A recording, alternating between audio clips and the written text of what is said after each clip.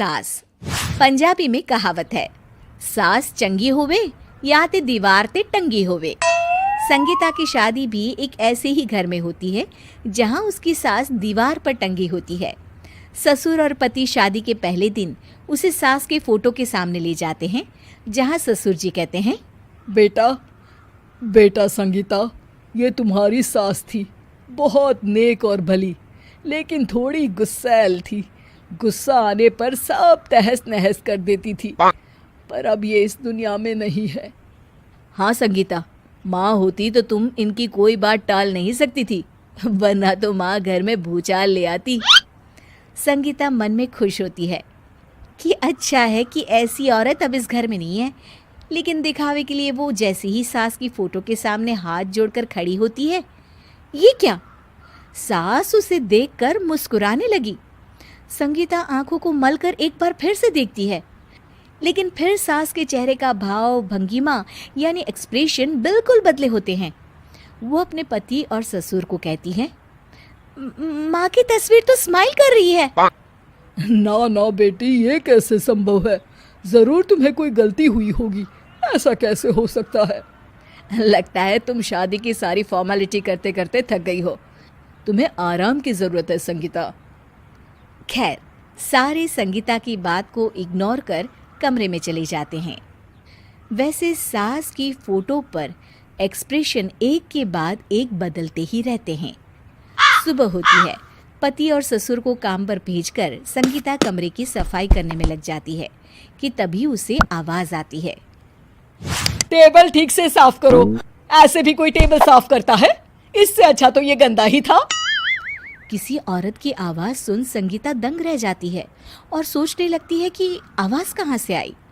आवाज को नजरअंदाज कर वो फिर से अपना काम करना शुरू करती है, लेकिन इस बार तो आवाज बिल्कुल उसके कान के पास से आती है। मेरा घर है ये। जब तक मैं थी चमका कर रखती थी, हर एक चीज शीशे की तरह थी। तुम्हें तो ना सफाई आती है ना कुछ पता है। क्यों तुम्हें मेरे घर की जिम्मेदारी दे दी गई है? पता नहीं तुम में मेरे बेटे को क्या दिखाई दिया। मैं होती तो एक से बढ़कर एक लड़कियों की लाइन लगा देती। अब संगीता को समझने में देर नहीं लगी कि ये आवाज किसी और की नहीं बल्कि उसकी सास की है, जो दीवार पर टंगी है। वो उसके पास जाती है और कहती है, नमस्ते सासू माँ, मुझे तो कल ही लग रहा था कि दीवार में कुछ काला है। वो दीवार नहीं, दाल होती है पगली। सही पकड़े हैं सासू माँ। तो क्या हो गया आपको जो आप यहाँ भी चैन से नहीं बैठी हैं? सुना मैंने आपका व्यवहार काफी गुस्से वाला था। चुप रह तू, ज्यादा बकर बकर ना कर। घर का काम करना तो आता नहीं, आई है मुझसे बहस करने। हाँ देखिए सासू माँ, मैं आपसे साफ साफ कह देती हूँ, मुझसे पंगा लेने की कोशिश मत करिएगा। तभी पीछे से संगीता का पति आता है। अरे संगीता, किससे बात कर रही हो? कौन है वहाँ? संगीता की सास की फोटो फिर से पहले जैसी हो जाती है।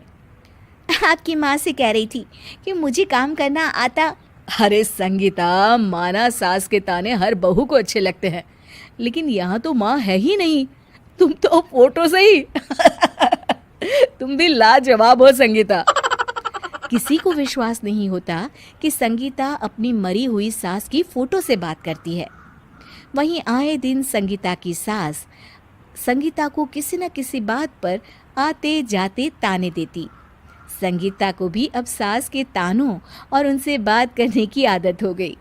वो कभी खानदान की कहानी तो कभी तीज त्योहार कैसे मनाए या किसी व्यंजन की रेसिपी सास से ही पूछती।